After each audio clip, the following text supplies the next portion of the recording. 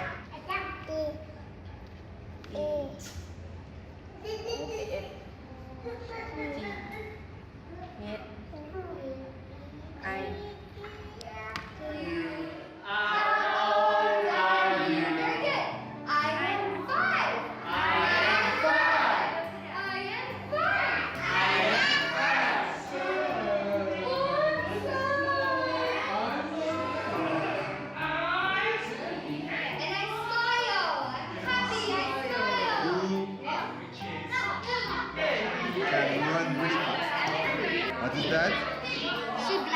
Zebra. Australia, you know Australia? Yeah.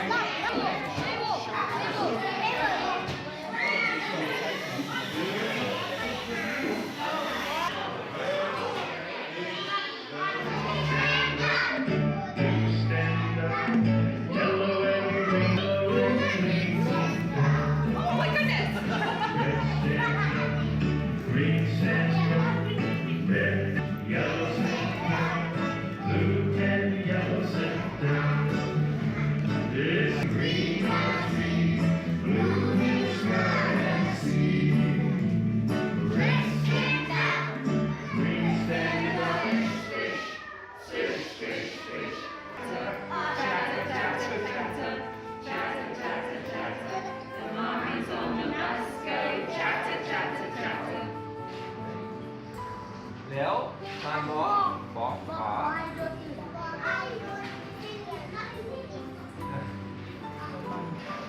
Jumping on the bed. Bumped his head. Okay, there. That's enough.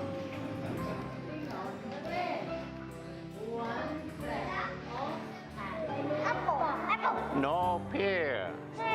Not apple.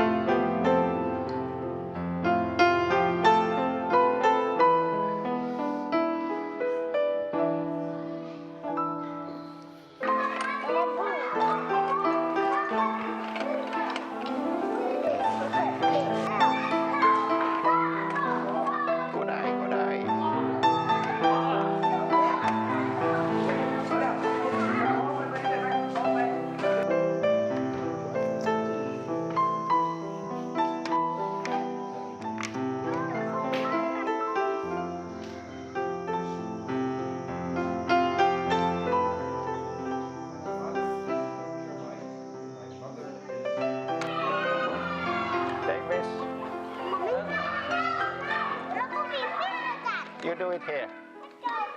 Okay. Yeah. Number 5 and number 3. You put there.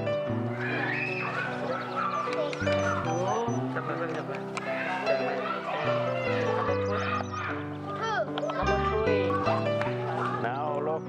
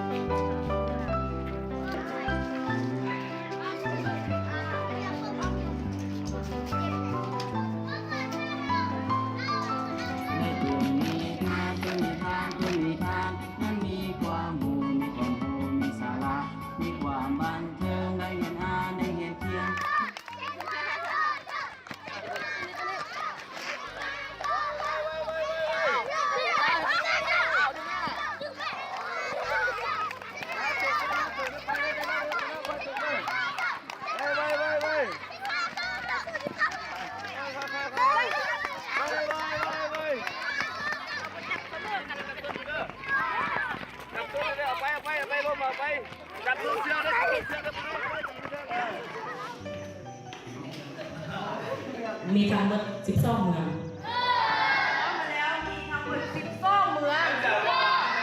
มาจาก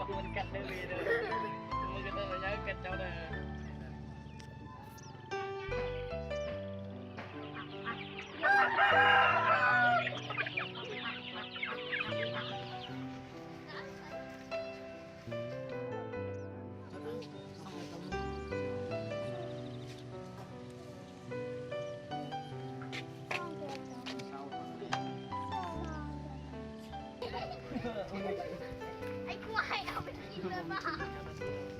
คุณสัว นี่กล้วยเนี่ย มานมาแม่มานมาเวลามันเกิดลูกอยู่ฟาร์มของกระเบิ้งให้ผสมกับเราแม่มันของกับผสมพันธุ์ให้พร้อม ให้มาแล้ว ยำเลี้ยงจากอันช่วงอันหน้าแรงไปสิอันหญ้ามันจะมีบุพอพระเจ้าก็เลยว่าเอาตัวเปลือกตัวนี้นี่ให้มันกินและอีกอย่างหนึ่งขวายนี่มันเป็นพวกประเภทสัตว์เคี้ยวเรื่องสิมันจะกินตัวนี้นี่เคี้ยวต่างๆ คล้ายกับว่าเป็นอาหารตัวนี้จะโมเมนนมแม่มันแล้วมันจะเป็นนมเสื่อมแล้วตัวนี้นะเวลามันเกิดที่เขาจะให้กินนมแม่เนาะให้กินนมแม่เพื่อกินน้ำนมเรื่องกินแยกต่างๆกันนะ กินหมดเลยไปยัดตัวเอง ผมนม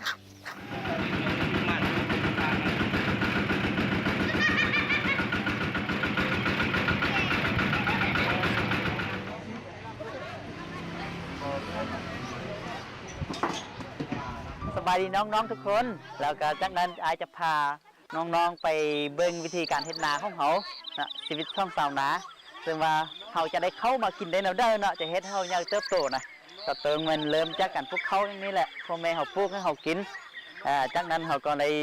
เยอะขึ้นมาแล้วก็ต้องได้ไปปลูกเองแล้วก็ให้ลูกๆเขากินต่อไปดังนั้นให้แนวได้เพื่อให้ดินเขายืนยงเนาะเขาจึงตั้งชื่อว่า living land ก็คือว่าเฮ็ดให้ดินมีชีวิตชีวาคือเก่าบ่ให้มันเสียไปตลอดนะน้องทุกคนพร้อมบ่ที่จะเป็นชาวนากับพายมื้อนี้เนาะดีหลาย